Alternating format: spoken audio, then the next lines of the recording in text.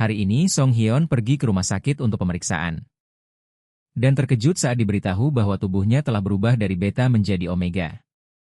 Song Hyeon sedikit tergagap, tidak bisa mempercayainya, bertanya-tanya apakah ada semacam kesalahan. Dia datang ke sini karena cedera di punggung kakinya. Tapi bukankah katanya kau tidak akan menunjukkan sifat apapun setelah dewasa? Saat dia hendak pergi dan melihat hujan, Song Hyeon diam-diam merasa nasibnya benar-benar sial hari ini.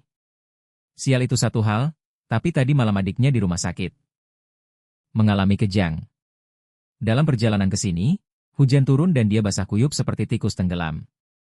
Saat bekerja, sebuah batu bata jatuh menimpa kakinya dari orang di depan, membuat tulang di punggung kakinya retak. Dan sekarang dia didiagnosis sebagai omega juga. Dia pasti akan dipecat. Mereka hanya memilih alpha atau beta. Tepat pada saat itu, sebuah telepon masuk dari sahabatnya, Jun Seong, lagi apa kau? Song Hyeon terdiam dan menjauhkan ponselnya untuk melindungi telinganya. Ada apa, Sob? Aku datang ke tempatmu tapi tidak melihatmu. Ini hari pertama bulan ini, kan? Kau lupa hari ini kencanmu dengannya? Tanya Jun Seong lagi. Kau di mana sekarang? Aku di rumah sakit. Kenapa di sana? Kau datang untuk menjenguk adikmu? Oh, bukan. Aku hanya cedera kaki, jadi aku datang ke sini. Mengenai perubahan menjadi omega, Song Hyeon memutuskan untuk merahasiakannya. Jun Seong menyarankan untuk memberitahu kakaknya tentang cedera itu, tetapi Song Hyeon menghentikannya. Song Hyeon ragu-ragu. Berpikir jika dia melewatkan kesempatan ini, dia tidak akan bisa bertemu dengannya selama sebulan lagi. Saat dia sedang bimbang, suara yang hangat dan berat terdengar dari telepon. Itu adalah kakak laki-laki Jun Seong yang telah mengambil teleponnya. Hei, Song Hyeon, kau di mana? Aku di sini untuk menjemputmu. Song Hyeon terdiam, seolah setuju. Sesaat kemudian, mobil Sung Hyun berhenti di depannya. Sung Hyun menyapa dengan riang. Sung Hyun berkata dengan lembut, di luar sangat dingin. Kenapa kau tidak menunggu di dalam saja? Aku tidak akan menunggu lama. Sung Hyun dengan ringan menyentuh pipi Song Hyeon. Pipimu dingin sekali. Bagaimana dengan kakimu? Aku baru saja datang untuk diperiksa, tidak ada yang serius. Kalau aku tahu, aku akan memaksamu bekerja di perusahaanku. Aku baik-baik saja, suara Song Hyeon melembut. Kau sudah cukup banyak membantuku sejak aku kecil. Benar, saat Song Hyeon hampir putus sekolah. Sung Hyun datang mencarinya. Song Hyeon menjelaskan bahwa dia tidak terlalu berbakat atau apapun. Dia masih harus bekerja untuk membayar tagihan rumah sakit adiknya dan utang ayahnya. Sung Hyun menawarkan bantuan, matanya lembut seperti angin musim gugur hari itu. Aku ingin melihat adik kecil yang kusayangi. Bahkan sekarang, Sung Hyun masih bertanya. Kepada Song Hyeon apakah dia tidak ingin kuliah setelah SMA? Jika kau mau, aku akan membantumu. Song Hyeon menggelengkan kepalanya untuk menolak. Aku sangat menghargainya, tapi aku hanya akan menerima bantuanmu. Sampai aku bisa mengurus diriku sendiri. Wajah Sung Hyun menjadi gelap mendengarnya, sementara Song Hyeon merasa berat hati.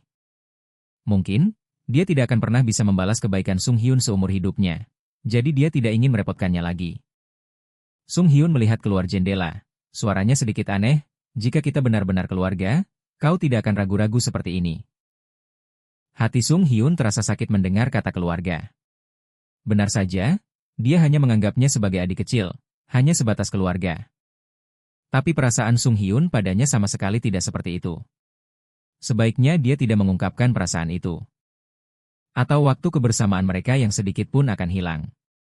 Tenggelam dalam pikirannya, Sung Hyun tidak mendengar Song Yun memanggilnya sampai panggilan ketiga atau keempat, barulah dia akhirnya tersadar kembali. Apa kamu bosan duduk bersamaku? Sung Hyun dengan gugup bergegas menjelaskan. Tidak, bukan begitu. Aku tahu kok kamu sangat menyukaiku. Haha, aku hanya bercanda. Mana mungkin aku tidak tahu kalau kamu menyukaiku? Setelah mengatakan itu, Song Yun memberikan hadiah ulang tahun kepada Sung Hyun, sebuah jam tangan yang sangat mahal. Wajah Sung Hyun memucat melihat harganya. lalu merasa malu karena belum menyiapkan hadiah untuk Song Yun. Aku tidak seputus asa itu sampai harus menerima hadiah dari anak kecil sepertimu. Kata anak kecil, membuat wajah Sung Hyun memerah. Anak kecil? Aku sudah 20 tahun, bukan anak kecil lagi. Benar, kau bukan anak kecil lagi sekarang. Karena saat pertama kali aku bertemu denganmu, kau masih SMP.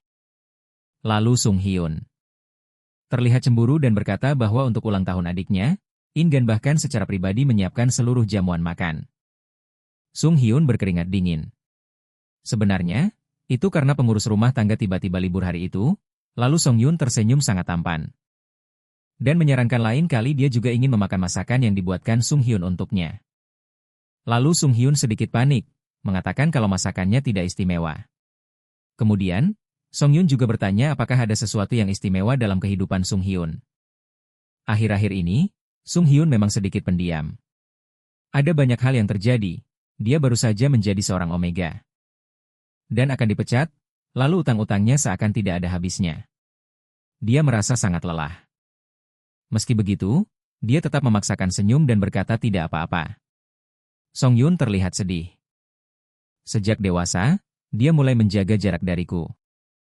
Hah? Itu sama sekali tidak benar. Ayahku bilang dia tidak akan meminjam uang lagi. Dan bilang akan segera mencari pekerjaan. Tiba-tiba, aroma yang kuat menyebar, membuat Song Yun menegang. Dia menutupi hidungnya, merasa pusing, dan dengan cepat mengira Sung Hyun memakai parfum. Tubuhnya terasa aneh. Sung Hyun, yang berada di hadapannya, juga menyadari ada yang aneh dengan Song Yun. Saat dia mengulurkan tangan untuk memeriksa, Song Yun tersentak. Dia buru-buru menepis tangan itu dan tiba-tiba berdiri. Tindakan ini mengejutkan Song Yun, dan Sung Hyun sendiri pun gemetaran. Song Yun berdiri dengan cemas dan bertanya ada apa? Apa karena kakimu sakit? Badanmu sepertinya tidak baik-baik saja.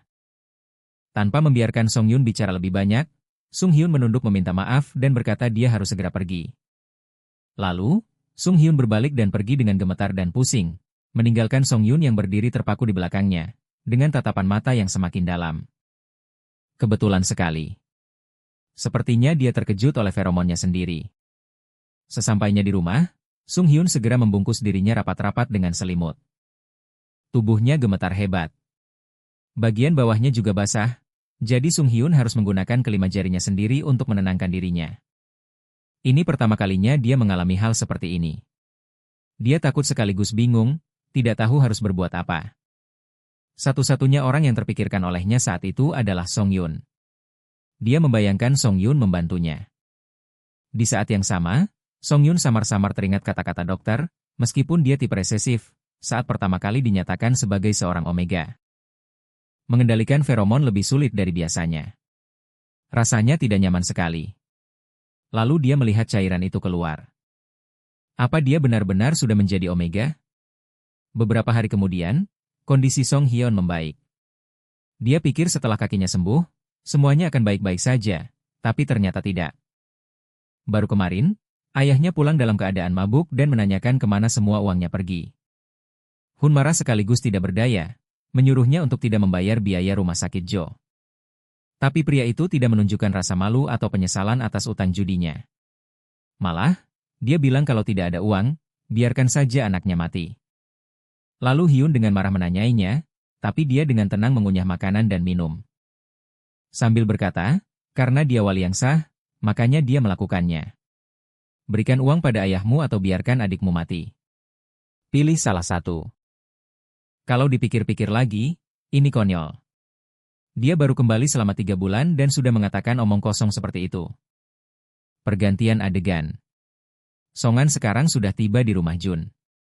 Asisten rumah tangganya sangat senang melihatnya dan mempersilakannya masuk. Dia juga sangat antusias, menyuruh Song Hun duduk agar dia bisa menyeduh secangkir teh panas untuk menghangatkannya. Song Hun melihat sekeliling. Setiap kali datang ke sini, dia selalu merasa betapa luasnya tempat ini. Bahkan jika seluruh keluarganya digabungkan, mungkin tidak akan sebanding dengan ruangan ini. Saat itu, Jun Song yang sedang tidur, bangun sambil terus menguap, "Kau sudah datang? Jam berapa ini? Kenapa kau masih bermalas-malasan?" "Oh, Aku hanya begadang semalam. Jangan mengomeliku lagi. Di mana Sungwon? Dia sudah lama pindah, kan? Tapi dia masih pulang saat akhir pekan. Sejujurnya, Song Jun ingin bertemu Sungwon untuk menjelaskan apa yang terjadi terakhir kali. Jun Sung menyipitkan mata dan menjelaskan bahwa dia hanya pulang saat kau datang. Sejak kau berhenti datang setiap akhir pekan, dia tidak pernah muncul sama sekali. Song Hyun berkedip, jantungnya berdebar kencang. Merasa seolah-olah dia sengaja pulang karena dirinya. Jun Song, melihat Song Hyun seperti itu, juga jadi semakin bersemangat. Hom. Pokoknya, akhir-akhir ini dia tidak bisa pulang meskipun mau. Dia mungkin sangat sibuk. Song Hun langsung lemas, dan itu bisa dimengerti. Pria sesempurna dia tidak akan pernah memperhatikan orang sepertiku. Dia tampan, lembut, berbakat, dan berasal dari keluarga baik-baik. Belum lagi, dia juga seorang alpha dominan. Orang sepertimu tidak akan pernah bisa menggapainya. Memikirkan itu, Song Hun menoleh untuk bertanya. Dia pasti sibuk sekali di akhir tahun, kan, Jun Song? Mata Jun terbelalak kaget. Kau tidak tahu apa-apa? Dia sibuk karena sedang mempersiapkan pernikahan. Song Han membeku di tempat, hatinya mencelos. Dia sudah bertunangan dan menetapkan tanggal pernikahan dengan pewaris grup SS. Kau serius tidak tahu? Kau bahkan lebih dekat dengannya daripada aku. Adegan berganti. Hari ini, Song Hun melanjutkan pekerjaannya untuk mencari nafkah. Rekan kerja lain melihat Song Hun dan mendekat untuk bertanya, Direktur Kwang bilang sesuatu? Apa dia memberimu uang muka? Tidak mungkin. Dia bilang akan merekomendasikan ke tempat lain yang bayarannya lebih baik. Maksudmu dia akan merekomendasikanmu ke tempat dengan bayaran lebih tinggi. Dan kau menolak bekerja di sana? Aku bilang aku mau bekerja. Pria satunya menyemburkan minumannya dengan keras. Orang itu pasti akan mengirimmu ke tempat-tempat mencurigakan dan mengambil komisi karena utangmu dan juga adikmu, kan? Keadaanmu sudah lebih baik sekarang. Rekan kerjanya menepuk punggung Song Hun, tersenyum senang untuknya. Di saat yang sama, dia memperingatkan Song Hun untuk berhati-hati dengan direktur gila itu, Kia. Dia tidak lupa mengeluhkan nasib sial Song Hun. Berat sekali ya, kenapa kamu tidak coba berkencan untuk sedikit meringankan bebanmu? Song Hun terdiam, tidak menanggapi, karena hal itu terlalu mewah baginya. Kamu baca pesan yang dikirim Sung Yun? Dia ingin bertemu denganmu malam ini. Tapi Song Hun menolaknya, karena jika ditanya tentang pernikahannya, dia mungkin akan langsung menangis di tempat. Song Hun mengejek dirinya sendiri, merasa kalau dia benar-benar tidak tahu diri, bahkan sampai menipu dirinya sendiri. Dengan berpikir Sung Yun punya perasaan padanya, tapi ternyata dia hanya merasa kasihan. Itu semua hanya ilusinya. Itu benar-benar memalukan. Tepat pada saat itu, si direktur gila muncul dan menyuruh Song Hun pulang lebih awal. Ikuti saja dia. Tempat Kia sudah menyiapkan seragam, jadi si direktur gila itu membawa Song Hun ke sebuah tempat bermain orang kaya yang bejat. Wajah Song Hun menjadi pucat karena ketakutan. Dia sadar ini adalah tempat menjual diri, bukan beremang-remang atau semacamnya seperti yang dia pikirkan. Si direktur gila itu menjelaskan bahwa alasannya adalah karena dia telah mengetahui kondisi Song Hun, karena dia sendiri yang mengatur agar Song Hun memeriksakan kakinya di rumah sakit. Song Hun sedikit ketakutan, bukannya aku bermaksud menyembunyikannya. Aku mengerti, karena kamu butuh uang, kan? Makanya aku mencoba membantumu. Jangan cemberut begitu. Bekerjalah di sini untuk sementara. Gaji di sini lebih tinggi dari tempat lama, jadi ini bagus untukmu. Manajer melihat ini dan bertanya pada Song Hun apakah dia setuju. Jika kamu setuju, langsung layani pelanggan sekarang juga. Song Hun terdiam, merasa konyol harus menghasilkan uang dengan tubuh yang bahkan belum ia terbiasa. Tapi dia butuh uang, jadi dia memilih untuk melakukannya. Seorang manajer membawa Song Hun ke ruang layanan dan menyuruhnya untuk tidak perlu banyak belajar. Tinggal berbaring dengan patuh saja, mudah kan? Tepat saat itu, teriakan minta tolong seorang pemuda terdengar dari kamar sebelah. Membuat Song Hun terkejut. Dia berbalik bertanya pada manajer, apa kita tidak perlu memeriksanya? Tidak apa-apa. Ini kamar yang akan Song Hun masuki. Begitu dia melangkah masuk, Aroma yang kuat menusuk hidung Song Hun, membuatnya tidak nyaman. Kamu tidak suka? Karena ini pertama kalinya bagimu, aku menyemprotkan sedikit feromon alfa dan omega. Ini pada dasarnya seperti obat perangsang, tapi kudengar beberapa omega tidak bereaksi terhadap feromon.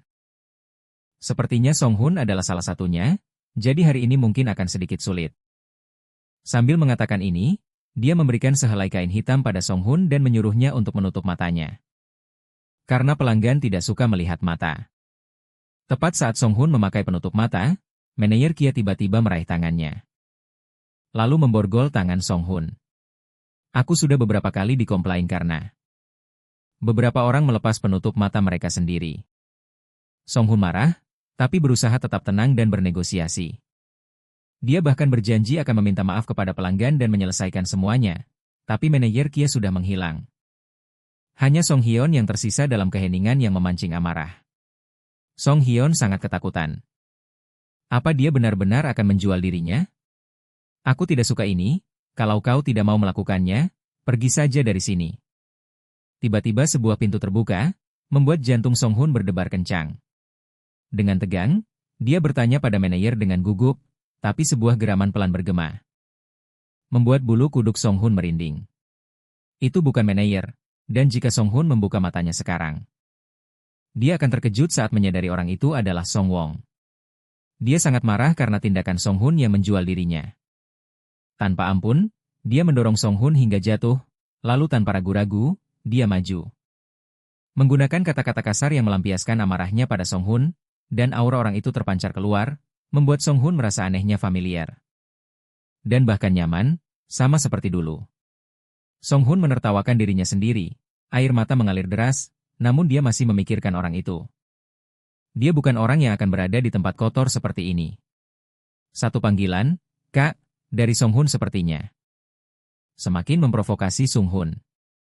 Dia menekan kepala Song Hun ke bawah, lalu bertanya dengan dingin. Apa kau pernah melakukannya dengan kakak lain? Song Hun gemetar dan berkata, tidak. Ya. Sejak kapan kau jadi seperti ini? Kau bukan anak kecil lagi. Itu artinya begini, kan? Cepat jawab aku. Saat Song Hun hendak mengangkat tangannya untuk memukul pantat Song Hun berteriak sekuat tenaga. Aku tidak melakukannya. Aku tidak melakukan itu. Hari ini pertama kalinya aku datang. Aku tadinya mau pergi. Song Hun sedikit melunak tapi berkata, tapi kau tetap datang, kan? Mengatakan itu, dia membalikkan tubuh Song Hun dan melepas penutup matanya. Dua kata. Anak kecil juga boleh, ucapnya. Mata Song Hun terasa perih dan kabur karena menangis, tapi dia mendengar dengan jelas dua kata itu, anak kecil. Satu-satunya orang yang memanggilnya seperti itu adalah Song Hun, lalu mata mereka bertemu. Song Hun tertegun, seolah melihat ilusi. Loh, kenapa kau ada di sini? Tanyanya. Jadi kau mau memberikan itu pada orang lain selain aku? Song Hun mendorong dengan keras, membuat Song Hun berteriak. Song Hun berkata, bukan kau, aku menyukaimu. Bukankah itu yang terpenting? Song Hun sangat lelah sampai hampir pingsan. Tapi sepertinya Song Hun tidak berniat melepaskannya. Kemudian Song Hun terbangun dengan linglung, hanya untuk ditarik kembali. Kilas balik. Ini adalah pertama kalinya Song Hun bertemu Song Hun. Sejak saat dia bertemu Song Hun, dia tahu kalau Song Hun adalah miliknya, terlepas dari sifatnya, karena adiknya bilang Song Hye adalah seorang beta, bukan omega. Meskipun sedikit menyesal, tidak apa-apa karena itu bisa menjadi hubungan emosional yang murni. Tidak terikat oleh hal-hal seperti aura alpha atau latar belakang keluarga. Itu juga sebabnya dia mendorong perjodohan itu. Sementara semua orang di sekitarnya memberinya selamat, adiknya bertanya, kau memutuskan untuk menikah begitu saja, ya? Pada titik ini. Begitu, dan latar belakangnya juga tidak buruk. Ada yang salah? Bagaimana dengan Song Hun? Kenapa membawa-bawa nama Song Hun? Bukankah kau yang menyukai Song Hun di sini? Song Hun terkejut, lalu menyeringai, lalu kenapa? Jun Song berbisik dengan bingung. Kak, kalau Song Hun punya orang lain, apa kau akan baik-baik saja dengan itu?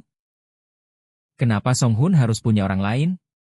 Kamu tahu sendiri kan, bagi orang seperti kita, pernikahan itu bukan soal perasaan. Sumu marah, jadi maksudmu kau akan selingkuh dari Song Hun? Apa kau pikir dia akan menerimanya? Dia terdiam, tapi dia akan membuat Song Hun menerimanya. Biarkan saja dia tahu kalau tidak bersamaku adalah penderitaan yang sesungguhnya. Itulah kenapa aku selalu berpura-pura sempurna, karena kau adalah seorang Omega. Tatapan Sungun dipenuhi dengan kegilaan posesif yang sulit digambarkan, lalu Sungun memeluk Song Hun dan pergi keluar. Manajer di luar melihat ini dan mencoba menghentikan mereka. Tatapan dingin Sungun membuat manajer itu pucat ketakutan hanya dengan sekali lihat. Pada saat yang sama, dia menendang manajer itu dengan keras, "Apa yang kau lakukan?" Lalu, sebelum manajer itu sempat bereaksi, para pengawal Sungun muncul untuk menanganinya. "Baik, ya, saya akan mengurusnya agar tidak terjadi masalah." Sesampainya di rumah, Sungun memanggil dokter untuk memeriksa Song Hun. Ini karena dampak kuat dari aura alpha. Sampai mencapai fase stabil, siklus sehatnya kemungkinan akan datang tiba-tiba dan lebih sering. Saat dokter menyarankan untuk meresepkan supresan untuk Song Hun, Sungun menyela. "Terima kasih sudah datang selarut ini, Pak Dokter. Lain kali, makan malamlah bersama ketua." Dokter itu pun berbalik. Tapi tidak bisa berhenti berpikir, hanya sekali pemeriksaan dan sudah membawa-bawa nama ketua? Aku penasaran bagaimana hubungannya dengan direktur. Sungguh pemuda yang malang. Keesokan paginya, Song Hun terbangun dengan kaget. Tubuhnya sakit semua, kenangan intens semalam membanjiri pikirannya, dia bangkit tanpa mengenakan apapun. Saat Song Hun hendak mencari pakaian, Sungun muncul dengan wajah tampannya, "Kau sudah bangun." Pipi Song Hun memerah dan dia langsung membungkus dirinya erat-erat dengan selimut. Dia tergagap. "Tolong, Sungun, berikan aku pakaian ganti." Sungun dengan santai mengacak rambutnya dan bertanya, "Ada apa?" Song Hun merasa malu, "Apa maksudmu?" "Yah, karena kau masih harus kerja paruh waktu." Sungun langsung mengerutkan kening, ekspresinya membuat Song Hun bingung. Lalu Sungun tiba-tiba mencengkeram bahu Song Hun dengan erat dan berteriak, "Kerja paruh waktu seperti kemarin?" Kata Song Hun. "Aku tidak butuh bantuanmu karena aku akan melakukan hal-hal itu." Bukan begitu. Aku hanya tidak ingin menjadi beban bagimu." "Kau lebih memilih mematahkan kaki orang lain daripada menjadi bebanku? Dan kau menyembunyikan fakta bahwa kau seorang Omega dariku? Di matamu, apa aku benar-benar tidak bisa dipercaya?" Song Hun gemetar dan menjelaskan, "Bukan, aku baru tahu. Belum lama ini. Aku sangat bingung, tapi aku berencana memberitahumu." Hati Song Hun terasa pahit. Pada akhirnya, dia ketahuan. Dia hanya tidak ingin Sungun tahu betapa menyedihkannya hidupnya. Tapi gerakan Sungun selanjutnya membuat Song Hun terkejut hingga pucat. Dia bertingkah seperti rubah yang menyedihkan. "Jadi bagimu, aku ini bukan apa-apa? Ini hanya imajinasiku saja? Ternyata kau bersandar padaku kemarin hanya karena aku seorang klien." Song Hun buru-buru berteriak, "Itu tidak benar." Dia meraih tangan Sungun dan menjelaskan, "Itu karena feromon." "Apa maksudmu?" "Meskipun aku baru saja berdiferensiasi, sejak saat itu, kecuali feromonmu. Semua feromon alfa lain membuatku mual." Seong Hun bahkan panik, berpikir, mungkinkah karena aku sangat menyukai Sungun, aku berubah menjadi seorang Omega? Sehingga aku hanya bereaksi pada feromonnya? Sungun menyeringai, "Lucu sekali. Tahu betul kalau perasaan tidak ada hubungannya dengan diferensiasi, tapi masih pura-pura naif. Saat ini, aku ingin membuka tubuh lembut ini dan menembus hingga ke bagian terdalam. Meninggalkan tandaku begitu dalam sampai kau tak akan pulih." Sungan menghentikan pikiran liarnya, karena sekarang bukan waktu yang tepat. Lalu dia mengalihkan pembicaraan, "Kenapa kau muncul di sana kemarin?" "Aku datang untuk menjemputmu. Tapi ku dengar kau kerja paruh waktu di tempat asing, jadi aku datang mencarimu." "Sada, aku bukan tipe yang memeluk sembarang orang di sana." "Tentu saja, karena kau adalah Song Hun, aku memelukmu." Song Hun langsung tersipu, wajahnya berseri-seri. Lalu dia sepertinya memikirkan sesuatu, kembali tersipu, dan menjadi murung. "Tapi aku hanyalah seorang Omega yang tidak punya apa-apa. Selain itu, ku dengar kau akan menikah, aku mendengarnya dari Jun. Lalu Sung Hun tampak bingung, itu mungkin salah paham. Denganku di sini, kenapa kau akan menikahi orang lain? Song Hyon menjadi ceria, dia menunjuk dirinya sendiri dan bertanya, kau menganggapku apa? Tunggu Song Hyon, sebelum kau bicara lebih banyak, aku ingin kau membuktikan bahwa aku bisa sepenuhnya mempercayaimu. Kalau begitu, tinggallah di sini bersamaku sampai aku merasa yakin, oke? Song Hyon setuju tanpa ragu. Selain itu, apapun yang dia ingin aku lakukan, akan kulakukan. Mata Sungan menjadi gelap, feromon menyebar. Kau tahu apa yang kuinginkan, kan, nak? Aku tidak takut pada apapun. Kalau begitu pertama-tama, tunjukkan padaku bagaimana kau hanya bergairah karenaku. Dia mendorong Song Hun ke tempat tidur, feromonnya menyebar seolah menginvasi segalanya. Wah, anakku sudah sesuka ini padaku. Melihat Sung Hun sedikit aneh, tapi di bawah kendalinya. Sung Hun tetap menceritakan apa yang baru saja dia pikirkan dan lakukan. Sung Hun seperti binatang buas yang dilepaskan. Dia mulai sepenuhnya menunjukkan sifat aslinya. Kalau aku tahu kau suka makan cabai seperti ini, aku akan membiarkanmu memakannya lebih awal, bukannya berpura-pura sopan dan mengajakmu makan di luar. Kau jadi begini karena aku tidak memberimu makan dengan benar, ya. Seseorang memulai misi untuk mengambil es dari sungai perak kami. Terima kasih sudah bilang akan tinggal di sini bersamaku. Karena itu, aku tidak perlu membiarkanmu melihat sisi terburukku. Keesokan harinya, Song Yun pergi ke perusahaan. Tapi dia tetap mengawasi Song Yun melalui kamera pengawas di rumah. Dia tersenyum puas, dia tidur nyenyak sekali. Sebelumnya, dokter datang untuk pemeriksaan lanjutan dan menyarankan untuk menghentikan asupannya, karena meskipun dia seorang omega, terlalu banyak bisa berefek negatif. Saat itu, Song Wan menggunakan wajahnya yang menggemaskan untuk menepis penyesalan. Jadi mulai sekarang, kita tidak boleh melakukannya lagi. Mengingat kembali tatapan itu, hati Song Wan berdebar-debar lagi. Lalu sekretaris mengumumkan, akan ada rapat sore ini dan pimpinan akan hadir. Jika kita berhasil, pertunangan yang dibatalkan ini mungkin bisa sedikit dimaafkan. Saat itu, sebuah pesan dari Jun Song tiba. Dia menanyai Sung Yun, bertanya mengapa Sung Yun ditinggal di rumah. Itu namanya penahanan ilegal terhadap Sung Yun. Sung Yun mengerutkan kening, dari mana dia mendengar hal-hal itu? Aku mengerti. Lalu dia terkejut, matanya terbelalak, bergegas memeriksa kamera dan benar saja, Song Hun sudah tidak ada di tempat tidur. Dia buru-buru memeriksa seluruh rumah dan melihat Song Hun sedang berdiri bersama Jun Song. Keduanya sedang berbicara. Jun Song menyuruh Song Hun memakai sepatu dan pergi bersamanya. Song Hun dengan patuh mengikutinya dan menghilang di balik pintu. Hal itu benar-benar membuat Song Won mengamuk seperti binatang buas. Dia tertawa dingin dan membanting ponselnya ke lantai. Dia melemparkan semua barang di sekitarnya. Seperti orang gila, matanya liar, sambil menggeretakkan gigi dan meneriakkan nama Song Hun. Song Hun, beraninya kau kabur? Kau itu milikku sejak awal. Kau mencoba menenangkanku lalu memanfaatkan kelengahanku untuk kabur? Jadi semua kepatuhanmu itu hanya bohong? Tidak, kau tidak punya nyali sebesar itu. Kalau kau bukan milikku, maka kau bukan milik siapapun. Dia meremas ponselnya begitu keras hingga hancur. Serpihan logam yang tajam mengiris tangannya hingga berdarah. Dia menelepon sekretarisnya, wajahnya muram seolah siap menghukum seseorang. Sekarang, kau. Tapi sebelum dia selesai bicara, pintu terbuka dan Song Hun muncul. Kedua tangannya membawa bahan-bahan masakan. Dia tampak bingung melihat keadaan yang berantakan di hadapannya. Kenapa kau jadi begini? Tanganmu berdarah. Song Hun bergegas menghampiri dan memegang tangan Song Won yang berdarah. Kita harus ke rumah sakit sekarang juga atau panggil dokter ke sini. Song Won terdiam selama beberapa detik sebelum bertanya, kau pikir kau berhasil kabur? Kau pikir aku kabur darimu?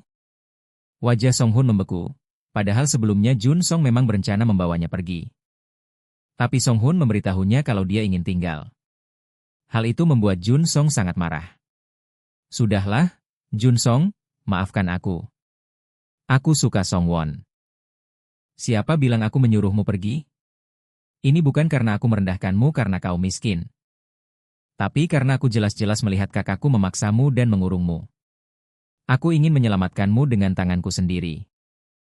Dia tidak pernah memaksa atau mengurungku. Lalu bagaimana dengan tidak memberimu pakaian? Tidak mengembalikan ponselmu? Kalau itu bukan paksaan, berarti itu pilihanku sendiri. Jun Song terdiam, tak habis pikir dengan orang gila ini.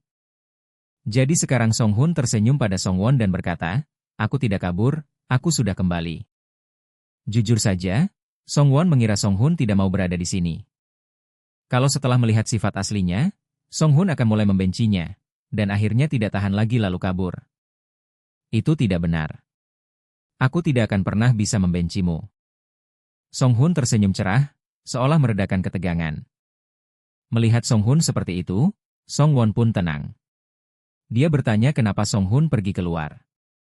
Jawabannya adalah dia pergi ke pasar karena ada yang bilang ingin dimasakkan makanan ulang tahun olehnya. Walaupun ini bukan hari ulang tahunnya, dia tetap ingin memasak untuknya. Song Hun menggaruk kepalanya dengan malu-malu. Untuk apa aku kabur kalau ada kau di sini?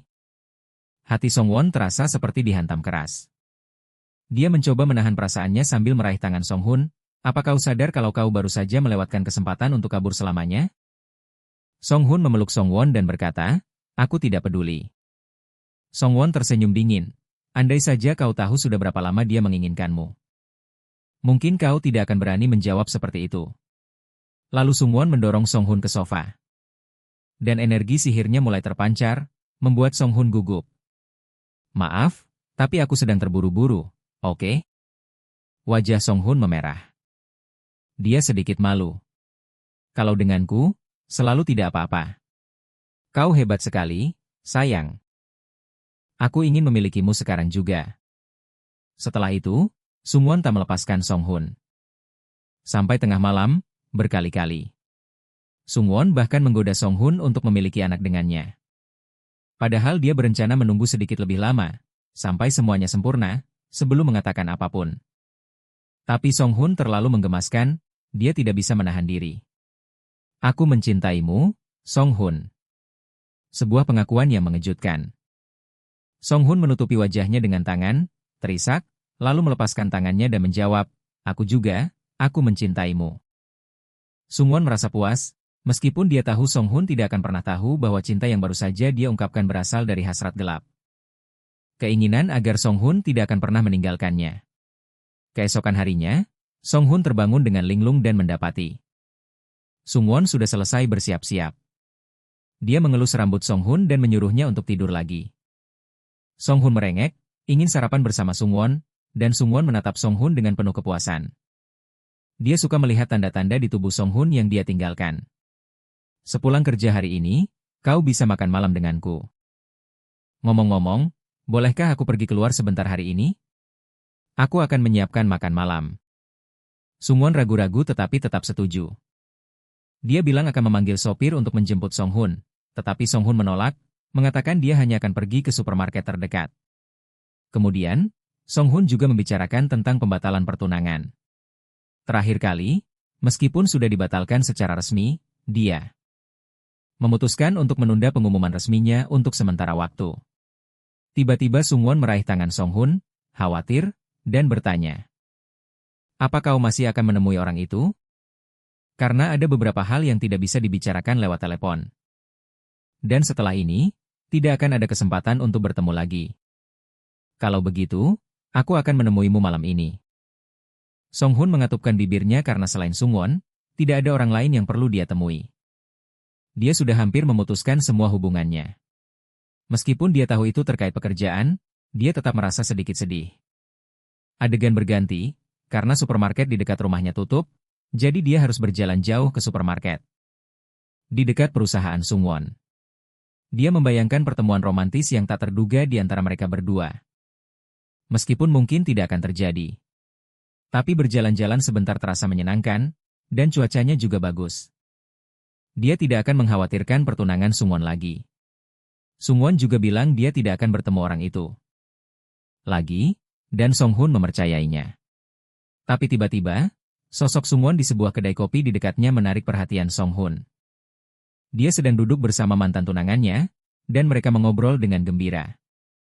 Song Hun berbelanja dengan pikiran kosong, sampai-sampai kasir harus memanggilnya beberapa kali sebelum dia tersadar. Namun hatinya masih gelisah. Tadi, dia tersenyum dengan sangat lepas.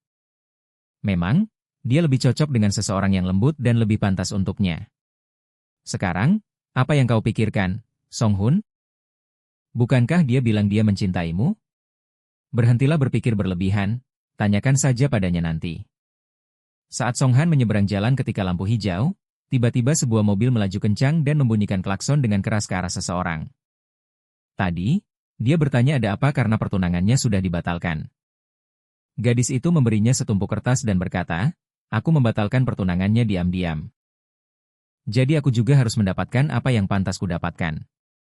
Cepat konfirmasi kontraknya, jangan membuat masalah. Kamulah yang membuat masalah. Lagi pula, setelah menikah, kita berencana untuk tinggal terpisah. Jadi kenapa harus sampai membatalkan pertunangan seperti ini? Kurasa kekasihmu pasti sangat manis, ya?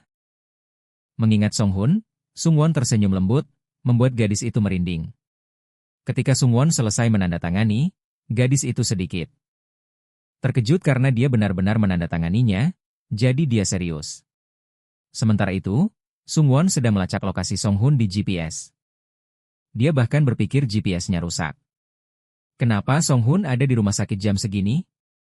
Lalu ekspresinya tiba-tiba berubah marah. Bukankah gadis itu seharusnya sedang pergi berbelanja? Saat itu juga, pesan dari Song Hun masuk, langsung mengatakan bahwa dia mengalami kecelakaan tetapi tidak parah. Seseorang melompat dengan tatapan seolah ingin menghancurkan segalanya, membuat gadis itu ketakutan.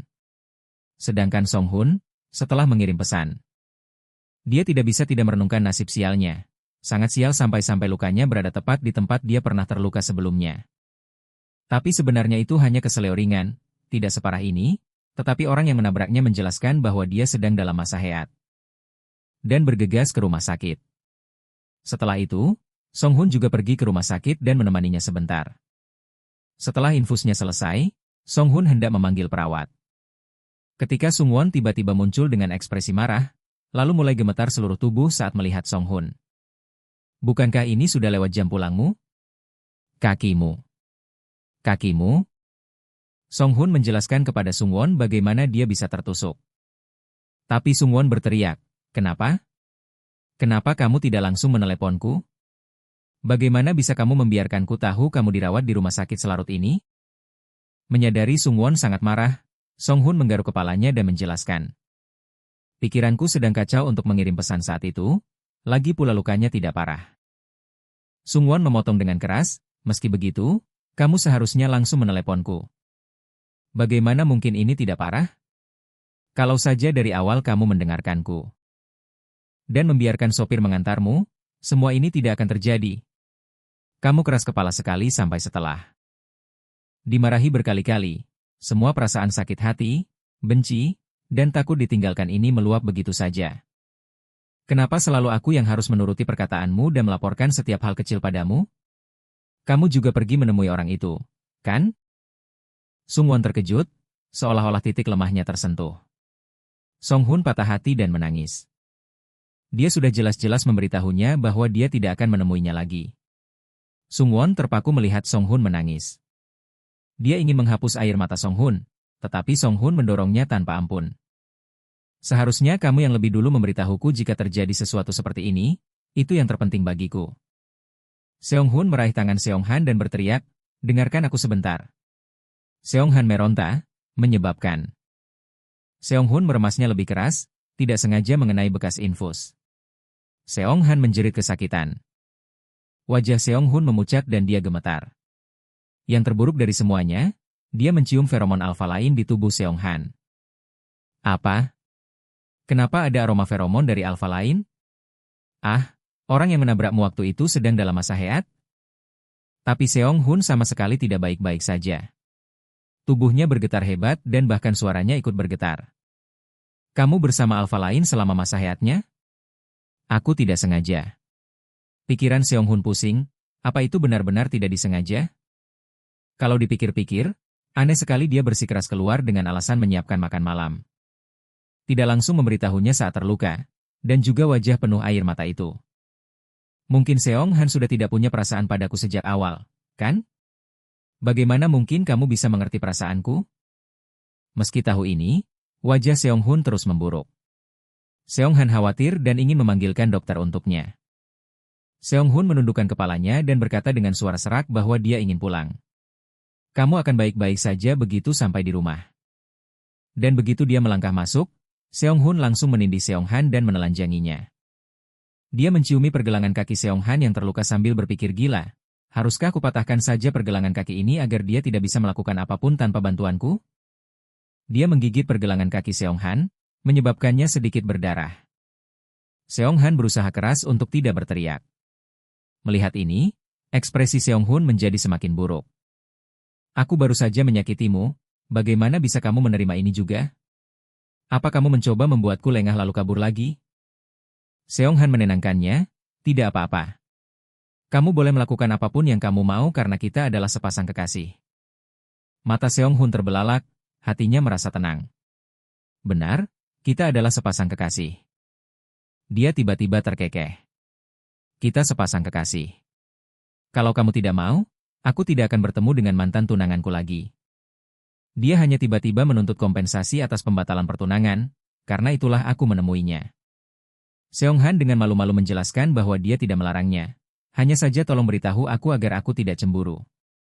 Seong Hun merasa puas seperti binatang buas yang dielus, lalu dia bekerja keras dengan tujuan agar Seong Han mengandung anaknya. Beberapa hari kemudian, Seong Han dan Jun Song mengunjungi adik Seong Han. Saat akan pergi, Jun Song tidak bisa menahan diri untuk bertanya, apa dia suka tinggal bersama kakaknya? Song Hyeon tersenyum bahagia. Dia suka, sangat suka. Dia tidak pernah berpikir kebahagiaan bisa seperti ini, tapi kenapa kamu tiba-tiba bertanya begitu? Tadi, waktu aku ke kamar mandi, Jo yang bertanya pada Bibi Ha. Dia bertanya apa akhir-akhir ini ada hal menyenangkan yang terjadi padamu. Jadi aku bilang padanya untuk tidak khawatir. Song Hyeon merasa malu karena dia takut. Adiknya tidak akan bisa menerima semuanya, jadi dia belum berani mengatakannya secara terang-terangan. Tapi Jo yang sepertinya sudah tahu sesuatu. Dia bilang selama Song Hyeon bahagia, itu saja yang penting. Baiklah. Tepat saat itu, ponsel Song Wan berdering, menanyakan apakah Song Hyeon sudah tiba. Song Wan yang sudah parkir menunggu di dekat sana, dengan gembira berlari menghampiri. Lain kali kalau kita ke rumah sakit, bagaimana kalau kita pergi bersamanya saja?